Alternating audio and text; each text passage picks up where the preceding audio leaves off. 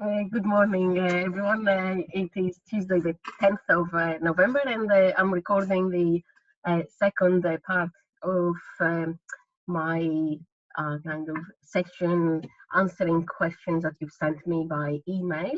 I'm going to share my screen. Um,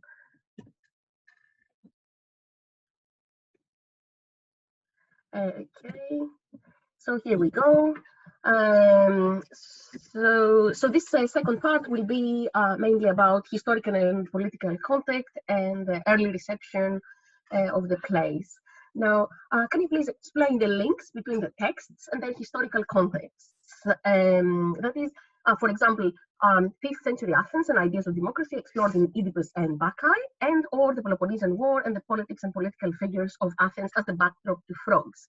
Now, it just happens that I organized this festival, Ancient Drama Festival, on the Frogs and on Oedipus in the past couple of years. And actually, this year we would have the Bacchae, but unfortunately, we don't know whether the festival will happen. But we have Michael Scott doing lectures exactly on these topics. So, and we have video recorded them and uploaded them on our Ancient Drama Festival website. So I would, instead of me repeating, I think it is better also to hear it from a historian. So for the Frogs, see Michael Scott's talk on ancient drama at the Ancient Drama Festival, Aristophanic Comedy and Society. And at that time also we had invited Professor Toff Marshall from the University of British Columbia, Vancouver, who at that time was finishing an introductory book to the Frogs, which has now been published by Bloomsbury, or is coming out actually in the next couple of days by Bloomsbury. And he also gave a talk on Aristophanic comedy series Laughter, and there is a lot on the historical and political context of the Frogs there, again on the same website. So feel free to visit our website and then watch these excellent introductions. Now, of course, I understand that you want to supplement these lectures. So to supplement them, please, I would suggest that you use a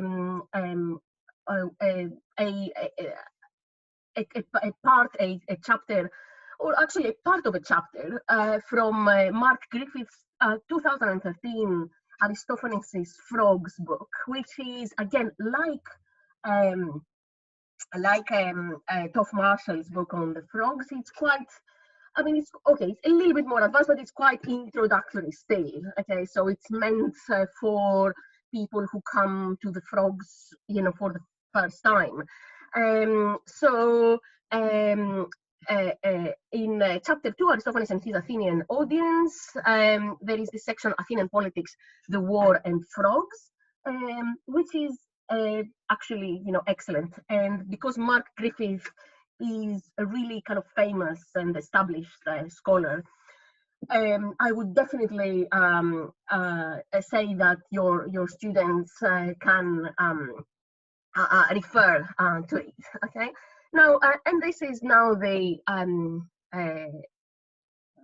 book by Toff Marshall, which, as you can see here, it's coming out in December, the 11th of December. But if you want a copy, if you want a part of the book, I can happily contact Toff Marshall, and I asked him for that section if you really liked his talk. Now, going to Oedipus now, as I said, so last year's festival, 2020, we did the Oedipus, and again, we always involve colleagues from the department, and Michael always gives us the historical context. So again, he has a half-an-hour lecture on the historical context of Oedipus Rex, and I would say that once again, supplemented with readings, and on, I would say, mainly on the representation of tyranny in the Oedipus. So one of the kind of most famous and kind of more established approaches to that is the chapter Tragic Tyranny by Richard Seaford. Now, Richard Seaford, again, is probably the most, worldwide established scholar on a kind of politics and tragedy. He has his own distinct approach, but I mean, generally it is quite. I mean, it is very kind of, it's very interesting. Okay, so this chapter, Tragic Tyranny, introduces you to the portrayal of a tyrant in the Bacchae, okay, and how far this kind of comes in contrast with kind of the political ideas of the democratic polis, and similarly with Oedipus. So now, having said that, and I mentioned that in my previous lecture, I understand that some of you may come from backgrounds that kind of do not include, even Greek culture and society. Okay, so I mean, you may have come to classics with a specialization in kind of Roman history. So what I would suggest, I mean, when I give you readings, I would suggest that if they come from books or if they are books, I would say that again, you can do, in order to give yourselves a boost, you can do what is, perfectly legitimate, and a lot of our and a lot of scholars do. We consult book reviews, okay, which ease you into kind of a new context. So, for example, Bring More Classical Review. You can find it online if you write. So this comes from Richard Seaford's recent book. I think this comes from this Tragedy, Ritual, and Money in Ancient Greece, Selected Essays.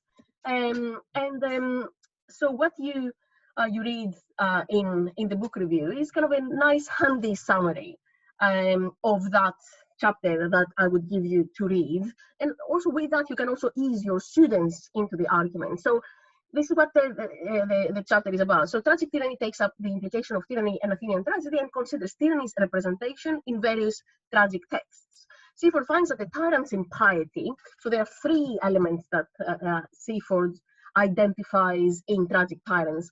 Tyrant's impiety leading to abuse of ritual. This is a standard element that he finds in a representation of tyrants. In the case of Oedipus, I mean, we have the abuse of marriage ritual.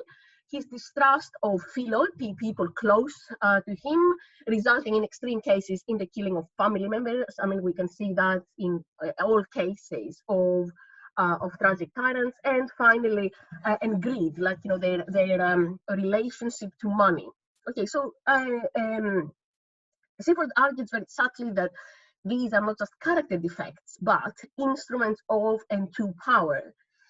So these themes are central to tragedy and tragic characters, as for example, in the Agamemnon, in the Antigone. In fact, tragedy reflects the Athenian sensibilities about tyranny, okay, and their kind of recent anxiety. I mean, this anxiety projected onto the anxiety about kind of the overturn of democracy or the sliding of democracy into a populist regime led, by kind of a tyrant, onto these kind of tragic narratives. So Athenian anxiety is about the autonomization of individuals, especially through money. Seaford also argues that Sophocles' Oedipus Tyrannus refers to contemporary Athens and Athenians, not so much in specific as in generic terms. Now, this is important, especially because Oedipus Tyrannus I mean, it would really stretch it too far if we tried to apply kind of contemporary political reality on the representation of Oedipus. And in general, as a kind of a rule of thumb for kind of easing your students into kind of the question of politics in Greek tragedy, I would say that it would be a good idea to make them think about what political means in a context like Greek tragedy. So I think that the political dimension of these plays should be seen in the wider semantics of the word political. So not necessarily in direct reference to specific politicians and politics, okay, but more widely, although this is possible, okay. I mean, at the end of the Humanities, we see kind of a clear reference to the recent development of the court of Areopagus, but more widely, political in reference to what always preoccupies tragedies, okay, politics as the experience of living in a democratic community. So, so this experience of having constructed and living in and trying to maintain a democratic community always faces two significant problems with which tragedy is very much preoccupied, and these are and they are always interconnected. The problem of the individual, especially the powerful individual, when they overreach. Okay, and I mean, this may not have to do necessarily with factual reality, but more so with perception. So Michael, as you will see, it tells you about kind of the perception of Pericles in the 5th century and his representations in comedy and elsewhere as a tyrant. So extremely influential and powerful individuals, and always the anxiety of the democratic context. Are they overreaching? And what are we supposed to do with an individual that is overreaching? So this is without there being a direct application of kind of the characterization of a contemporary personality such as Pericles, without this being applied onto Oedipus. Nevertheless, it's a very present and very pertinent question about the presence, the role of powerful individual in the context of the polis, and this is always, almost always connected with the problem of private oikoi, with this contrast of private and public being very central in kind of the political focus of Greek tragedy. I mean, the Greek, so Athenian democracy was created in the wake of internecine strife. So aristocratic families embroiled in internecine killing and inter rivalry. So these are recent memories that 5th century Athens has and is maintaining. And the problem of the aristocratic oikoi is always an important one. I mean, almost all Greek tragedies concern themselves with characters that come from elite, kind of powerful families, and kind of the acquisition of power, the maintenance of power, the fighting for power, the fighting for wealth as well, and influence is always a problem in there that is kind of reflected upon. I mean, in tragedies such as the Oresteia, the way it closes, it's a clear reference to. There are clear references to to these kind of democratic reforms, putting an end to aristocratic stasis. I mean, Similarly, I mean, again, we see everything on a spectrum. Okay, so the Oresteia may have much more close political references. Place like Oedipus King, uh, their political references are, as Seaford says, more generic in relation to kind of political philosophy and political discourse at the time in Athens. Uh, I mean, for those of you who kind of have thought more extensively about the problem of the household in the private and public in the context a um, of a polis. Of course, the problem kind of develops into other directions, and often it is the polis that sometimes is envisaged as crushing the oikos, and often gender plays a role there, and this is where we see the polis associated with kind of the male and the private oikos associated with the female being subjected to abuse, from the police. So there is political reflection, and it goes in all directions.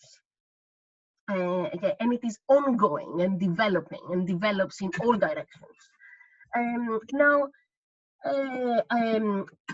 I know that some of you would be disappointed by now and be thinking, but we really want something, more precise. So if you are coming kind of new into this and you want to kind of something more precise, I will give you a scanned copy of this introductory chapter in the companion to Greek tragedy. Which is it situates a 5th century tragedy into 5th century Athenian history. Now, finally, for the Bacchae, I would so we hopefully we will have our festival by the end of the year. And you can get the a talk by Michael Scott about this. But in the meantime, I would suggest that you take some ideas from this kind of short section, the Bacchae and the Polis, which is from the introduction to the Bacchae, again by Richard Seaford. And this is where kind of the problem of the royal family, again is developed, and how the suppression of the overreach of the royal family is a precondition for the creation of a democratic society. So this is what Richard Seaford is telling us. The conflict is resolved in favor of Dionysus, okay, at the end of the Bacchae. Just as so often in tragedy, the destruction of a royal family ends with the foundation of cult for the whole polis. Now, this is interesting because it brings up the important connection between cult and religion and politics. I mean, we may regard these as separate from one another, but in an ancient Greek context, these are embedded into one another. So the suppression of an overreaching, abusive kind of ruler is established. I mean, and the household is established at the end with the foundation of a new cult, and that cult is the cult of Dionysus, which, as we will say in a minute, it is the par excellence cult of communality, community, and inclusiveness. Of course, so Richard says, Richard Seaford continues, this does not mean that Thebes is to be imagined as henceforth a democracy. It is rather, with its tradition of an incestuous, self-destructive ruling family, a place onto which the terrifying conflict can safely be projected. So again, as I was saying yesterday, I believe we're talking about, these plays, okay, in an exaggerated manner, and forgive me here the kind of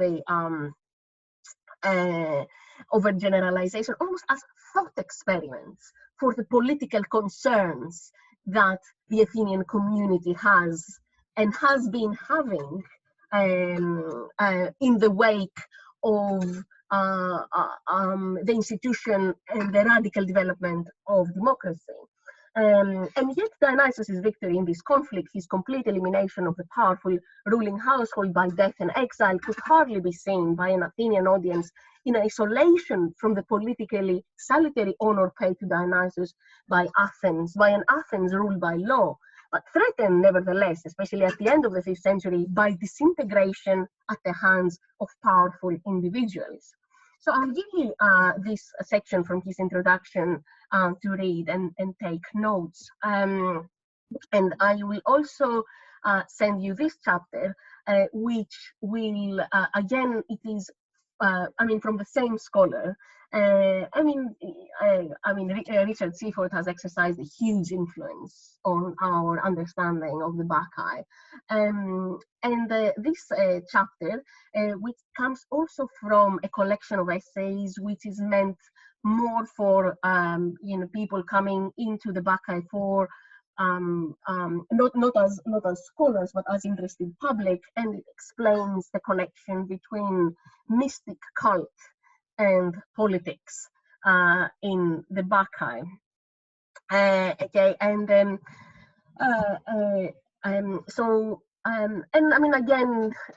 This is now part of the kind of skills that I want to convey. So one way to kind of approach and use scholarship is to use book reviews or abstracts. So in this case, so the summary is that, in fact, Dionysus has arrived in Thebes to establish there something concrete and specific: mystic initiation. It turns out that mystic initiation is crucial for understanding many strange occurrences in the drama. Mystic initiation involves the transition from individual isolation, represented in the play by Pentheus, to joyful belonging to a community, represented by the chorus.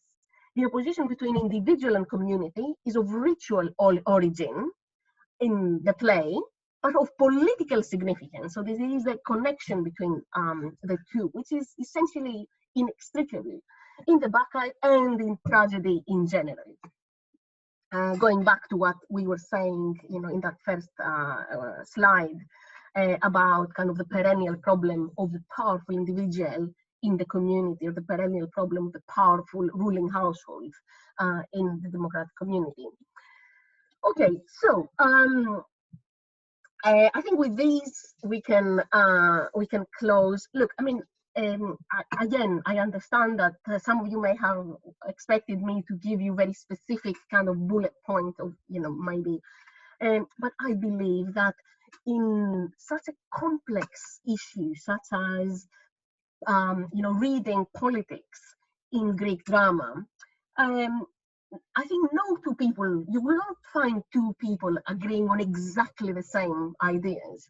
So I want to give you food, and then you turn it into what you believe yourselves.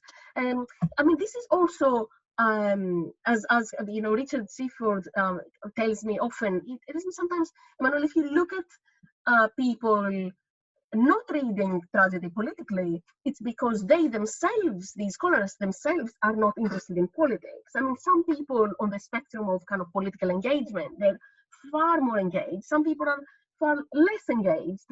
So, scholars differ also on that level.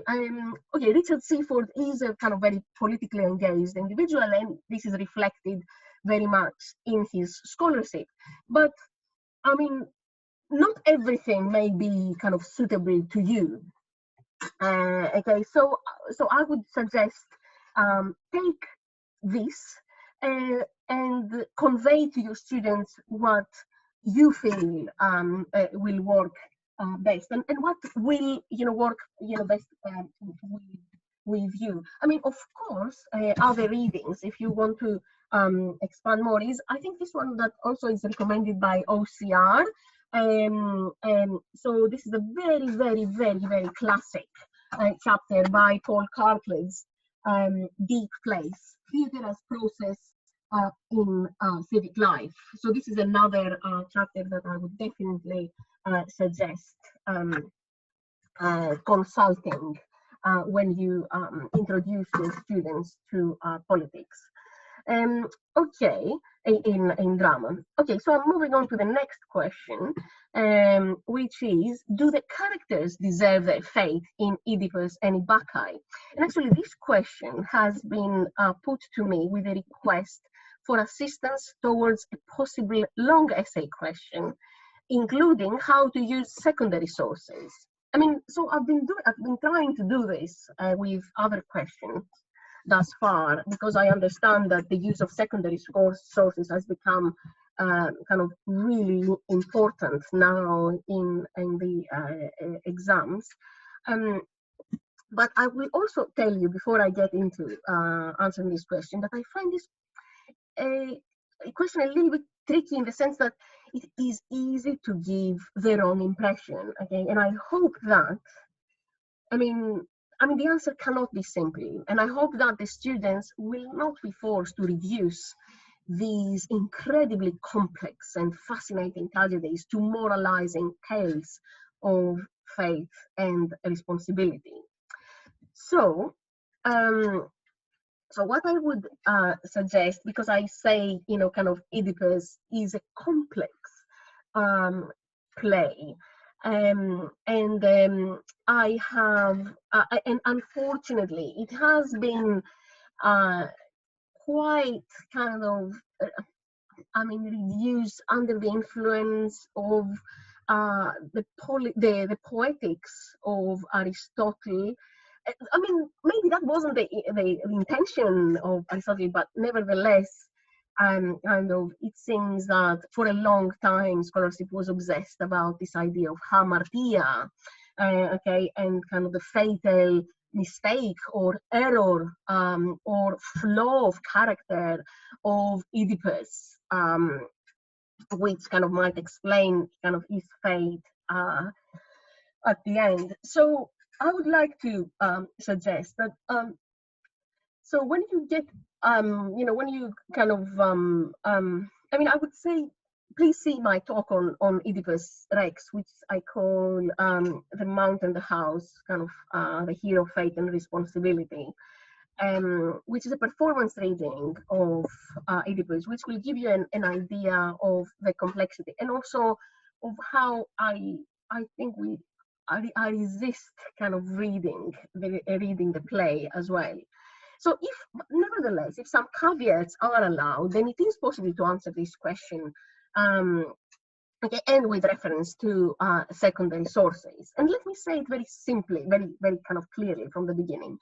Greek tragedies are not moralizing tales, okay? So if the effect of Aristotle's poetics about Oedipus's hamartia might lead a pupil to think that it's a moralizing tale, then I'm very kind of I'm not happy with that. But instead, to correct that, what I would say is that tragic heroes are largely used as vehicles. I mean, we saw earlier on how tragic heroes like Oedipus and Pentheus are used as vehicles for the plays to explore social, political, philosophical, and even cosmological issues that are pressing for the polis at this point in time. So if we see them as kind of thought experiments, if we see them as kind of vehicles for considering and reconsidering our society, our culture, then yes, I'm happy to kind of answer this question.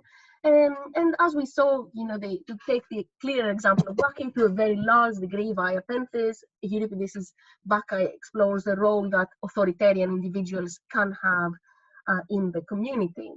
And now, as we said before, because Dionysiac mystic cult is presented as the par excellence cult that celebrates community and communality, Pentheus' suppression of it via its distortion, I mean the way he presents it to his police, via excessive control, via a threat of incarceration and punishment and their implementation, are in the Pentheus' suppression then of the mystic cult is presented as fundamentally misguided.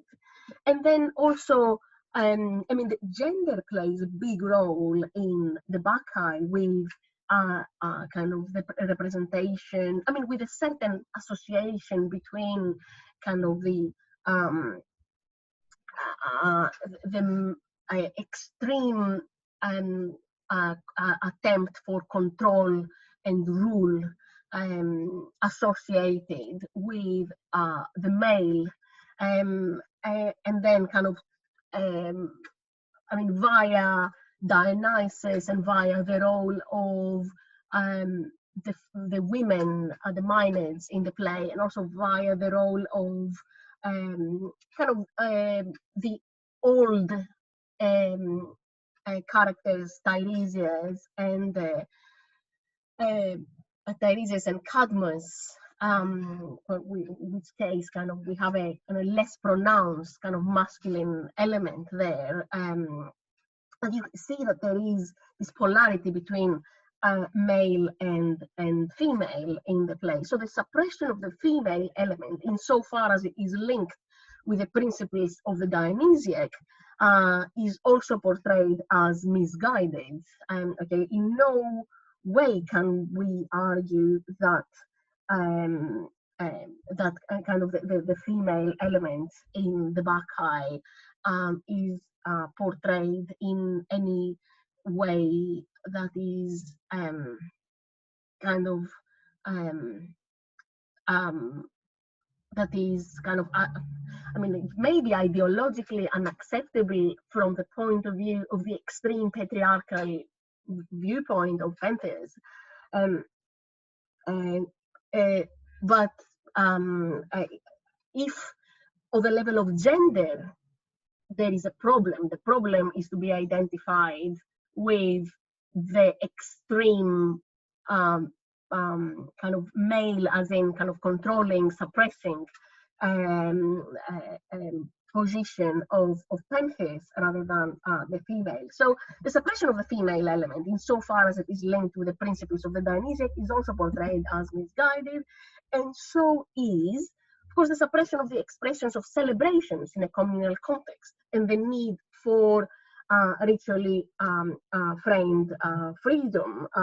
What Pentheus does is kind of largely seen as a suppression of kind of festival. Now, ultimately, Pentheus's resistance brings the opposite result.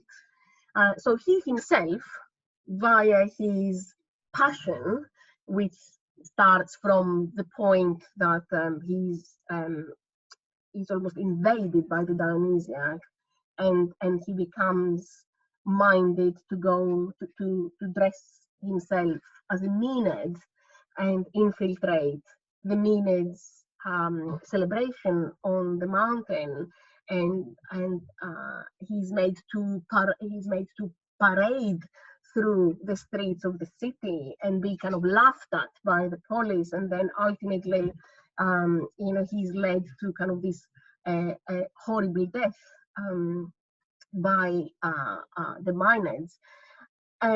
So that's the passion of Pentheus. Via this passion, he becomes unwillingly and tragically the first sacrificial victim. So again, we have an etiology, we have an etiological myth in the story of the Bacchae, in which Pentheus becomes the first sacrificial victim of the cult that leads to its institution as a cult in the polis.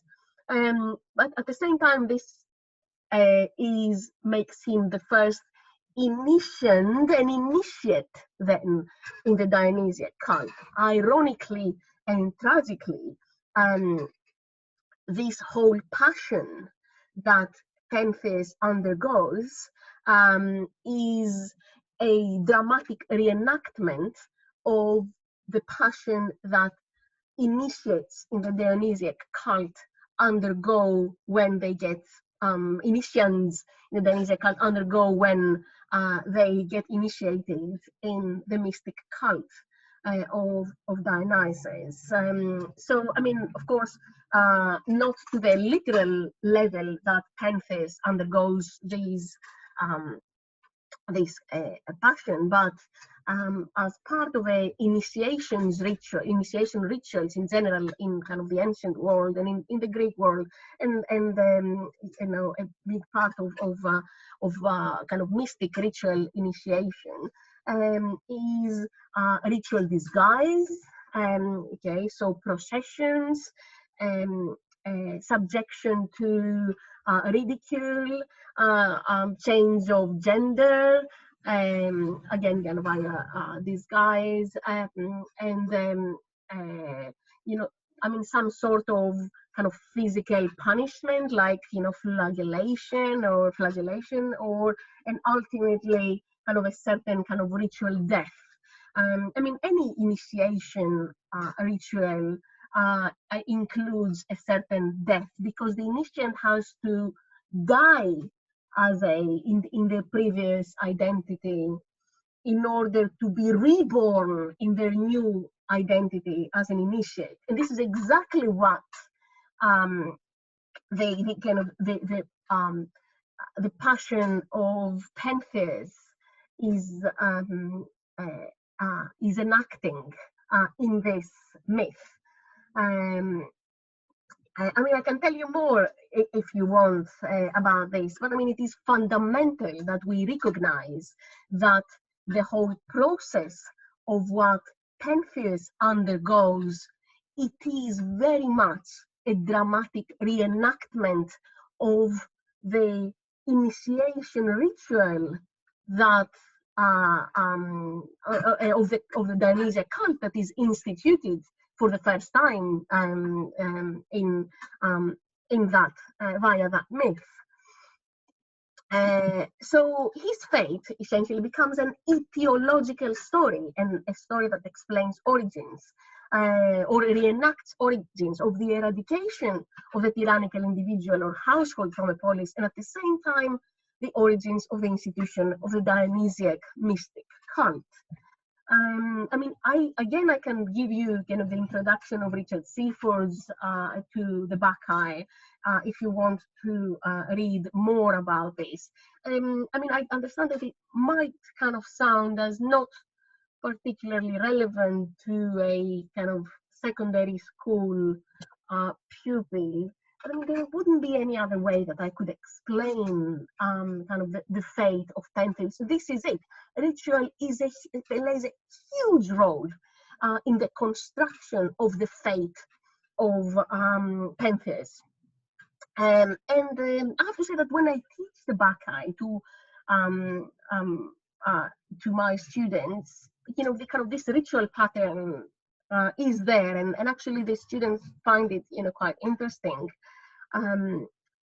So in that sense, only I can say that yes, Pentheus deserves his fate. I mean, his fate is designed to be deserved because Pentheus becomes the first initiate unwillingly, the first initiate in the Dionysiac religion, and the first sacrificial victim at the same time. So he is used as a vehicle for exploration of social, political, ethical, ritual, philosophical, and cosmological issues. And in that sense, yes, he deserves his fate. So, okay, so for bibliography for the Bacchae, again, I would recommend, you know, as I said, Seaford, and also Charles Siegel, who also, I mean, these two kind of have been known to clash, but they actually do converge on very important issues.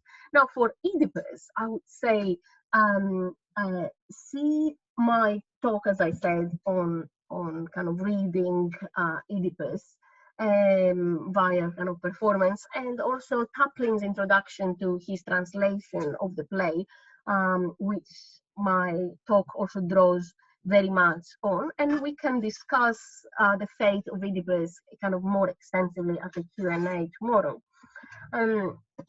Okay, now I hope you got what you wanted out of my answer to this question. So another question is, how much evidence do we have about how the three plays from the OCR specification were received at the time? Are they referenced in other comedies or in other contemporary sources? And I mean, I'm sure you know, and I'll start with the Frogs, which is kind of the simplest out of the three plays. I mean, we have we have a Hellenistic summary of the play, which comes from the peripatetic tradition, where we are told that because of its parabases and kind of the political content and the political advice given in the parabases in the Frogs, and this is also copied in the kind of in the ancient life of Aristophanes. That Aristophanes was officially commended and crowned with the wreath of sacred olive, considered equal in honor to a gold crown for the lines he had spoken in Frogs about the disenfranchised.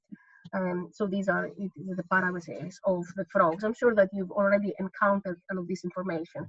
I mean, unfortunately, this information comes from the Hellenistic times, and it comes from a kind of the peripatetic school, so it will have its own, you know, this school has its own agenda in relation to the function of comedy. I mean, as you know, part of the agenda of Aristotle was that all genres were striving to reach a perfect form. Okay, so I mean, it may be understood that the perfect form of comedy is when it becomes really kind of socially and politically beneficial to the polis. I mean, I'm afraid that kind of, you know, comic engagement with politics doesn't quite work on that kind of simplistic way. But nevertheless, since we have the information, we're not going to kind of deny it. We put it, you know, up there as kind of our evidence for the immediate reception of Frogs. But with a caveat also, which you will also find in Mark Griffith's book, that I mean, we don't know whether that reperformance ever took place and what exactly the point of it was, because especially if you consider that plays were reperformed in other festivals as standard. Okay, so it is a misconception to think that a play was only produced once. Okay, plays really literally traveled in the context of other Dionysia, which were certainly not kind of village affairs. They were proper big festivals. So Frogs would have been performed anyway. Okay, so but okay, it may have been reperformed in the next Lenaya, again, Lenaya of 404. But I think that, you know, more importantly, what to say is that the Frogs had a staggering influence in later reception of tragedy and the shaping of tragedians' perceptions. And the way that Frogs presents Euripides and Aeschylus reflects very much what a popular perception of Euripides and Aeschylus would have been at the time, but also cements it and solidifies it. And the Frogs was although it was one of many comedies that went about literary critical issues. Nevertheless, for complex reasons, it was chosen. That particular one comedy was chosen to survive.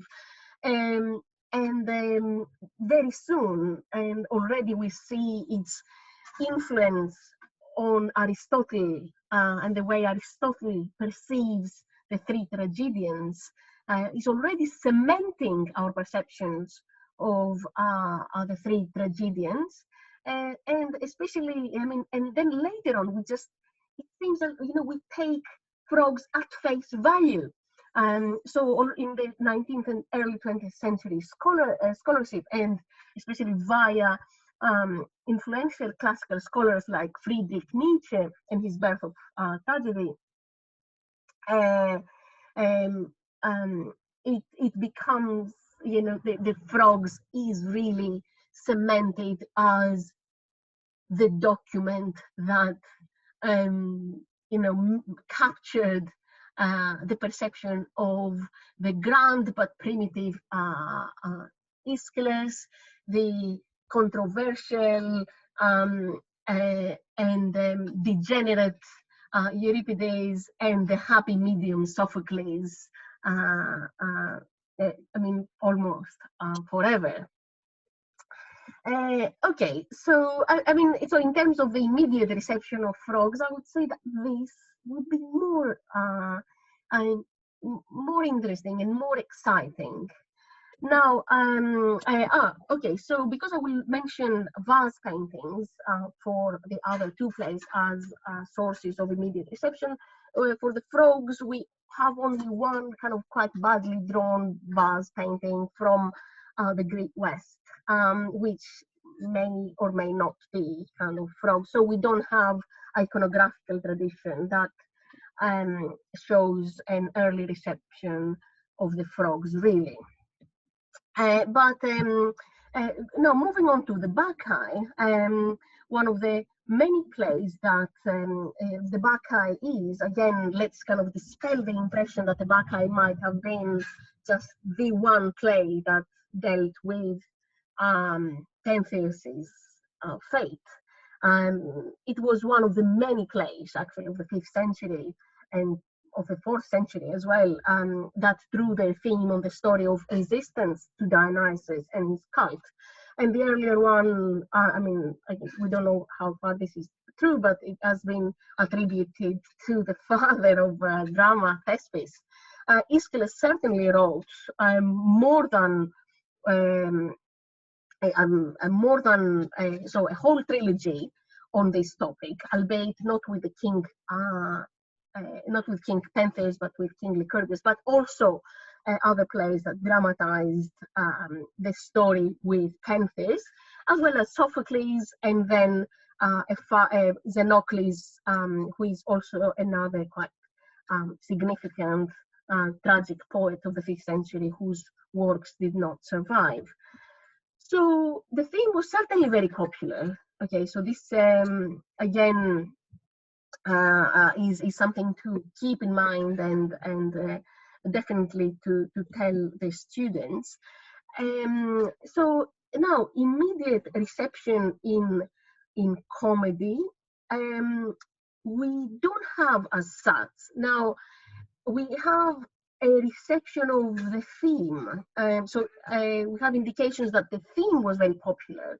So we have a scene in Aristophanes' Thesmophoria Zeusae, a scene where the in-law is taunted about kind of the incongruence of so the poet Agathon is ridiculed by the in-law about kind of piling male and female elements of costume, which has been recognized as echoing the scene of the equivalent Bacchae of Aeschylus, which is, I mean, this kind of the element of, I mean, we've said that Dionysus transcends gender boundaries, and this is reflected in his costume. So we wouldn't be surprised that Aeschylus' own play on the resistance to Dionysus included elements about um, um, male and female gender identity, male and female costume. So this is the scene that is parodied in Aristophanes' Thesmophoria Zeusae. Now, I mean, there is a suggestion that um, um, uh, okay, so I think I'll leave that because it becomes too heavy. So some scholars have argued of links of the Bacchae with the frogs, and often we also see the opposite. So when Euripides was writing the Bacchae, he had kind of scenes of the frogs in mind. I mean, to me, this seems like too simplistic, especially kind of knowing the kind of the vibrant production of drama at the time. Like Euripides didn't need the frogs to to kind of compose the Bacchae. So what? Okay, it is difficult to ascertain because not the frogs to Thesmophoria Zeusae. That the Bacchae draws on the Thesmophoria Zeusae. Okay, so yeah, so sorry, the other way around. So so scholars have argued for links with the frogs, but it is difficult to ascertain because of the popularity of the Dionysiac theme throughout. I mean, we may have one comedy that is so Dionysiac and one tragedy that is so Dionysiac, but it doesn't mean that other kind of dozens of comedies and tragedies were not produced in the 5th century. So Euripides and his plays were extremely popular in the 4th century, but only one vase painting that may draw on Euripides' version of the myth dramatized in the Bacchae, as we saw, has been identified, about which I spoke in the previous section. The play, the Bacchae, was canonized via its kind of official copying and inclusion in Athenian archives, along with dozens of other plays, many of which have not survived today. But this one survived effortlessly, thereafter, including with a strong place in Rome and adaptations by the poets Naevius, Pacuvius, and Accius, and all these in pre-Christian years. And we also have from the early Christian century, so 1st, 2nd century, we have a report in Plutarch that the Parthian king responsible for Crassus's military defeat and death had an actor perform the recognition scene from Euripides' Bacchae, in which Pentheus's mother Agave realized that the lion's head she was displaying proudly was actually the head of her own son, whom she killed in a Bacchic frenzy. In the Parthian performance, see the kind of the reception of the Bacchae extending beyond, and it is early, it's ancient reception of the Bacchae extending beyond the boundaries of mainland Greece. And that the actor actually held Crassus' severed head instead of a prop or mask of Pentheus' head. Okay, so I think this is very. I think this is a very kind of intriguing piece of early reception. And then finally, we know that in the 5th century AD, the Euripidean version of the Bacchae was amplified and paraphrased and extended in the epic poem Dionysiaca, extensively, so over a couple of books even.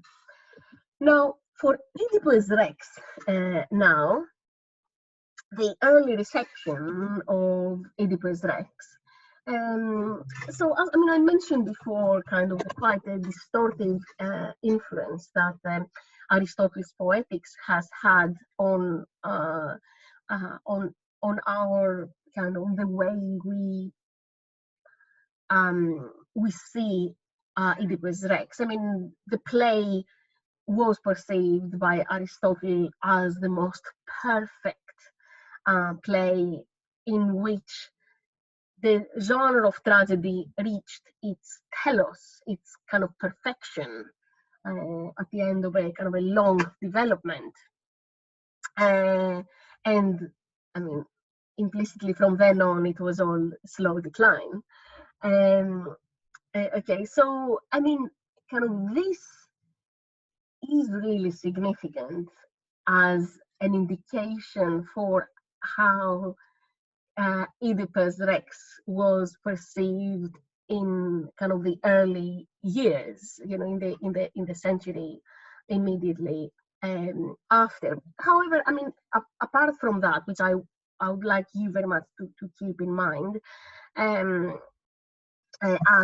kind of the distorting influence of the agenda of Aristotle. So a more immediate reception of Oedipus Rex, I would say, it would be interesting for somebody to consider that actually Oedipus Rex received a sequel that has really kind of interesting intertextual kind of dialogue with Oedipus Rex, and that's Oedipus at Colonus, which was composed towards the end of Sophocles' life and career. So I mean, it is a form of reception when a play receives a sequel. Okay, another kind of significant element for I'm afraid no comedy here, but another element for reception of Oedipus, which I would consider is a vase that we find where the myth of Oedipus now is portrayed in a kind of satiric context. So we have this vase painting of a Psyche, I think, which shows a chorus of Silenuses for what the Silenus was in my previous session, like, you know, an old satire essentially. So it's got a chorus of Silenuses confronted by what is certainly a sphinx, and we assume that they are being posed the riddle of the sphinx that Oedipus in his youth was made to solve when he entered Thebes for the first time. I mean, there is, you can't, although we don't have kind of costumes or kind of clear indications of masks here, it is possible, as we said, for the viewer of this vase to connect it with with a satiric performance of a drama that drew on the Oedipus myth. But beyond that, I'm afraid we can't say anything else. Other elements of early kind of reception is that that a play by Carcines, a tragic poet in the 4th century, 4th century, may have been constructed along the lines of its namesake by Sophocles, which, I mean, basically kind of could have been an homage, okay, to Sophocles, or an indication for early reception. And also, always, vase iconography should be looked at for indications of early reception, and we saw in the previous session that we have vase paintings from South Italy that derive or may be argued with quite good evidence to derive from Sophocles' play.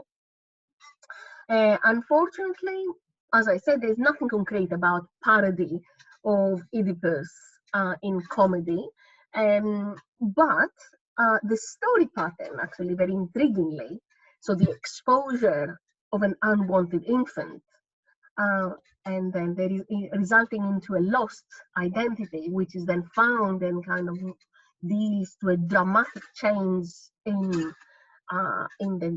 plot. I mean, intriguingly, this would have been supremely suitable for new comedy. So the comedy of the 4th century. So it would not be from which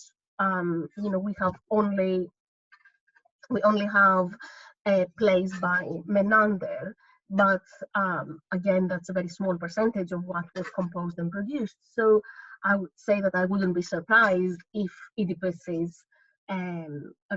Oedipus's king was actually received a kind of certain parodic um, version in the 4th century. Now, finally, another question. I would find it particularly helpful if you could include a discussion of the political themes specified by OCR in relation to tragedy, with political ideas and ideals, and also the position and role of men, women, and slaves in society. I mean, this is, again, a huge question, and I will save this for next time, for the session tomorrow, where we may also discuss other questions that you may have. Okay, so for now, thank you very much for your attention, and I will see you tomorrow.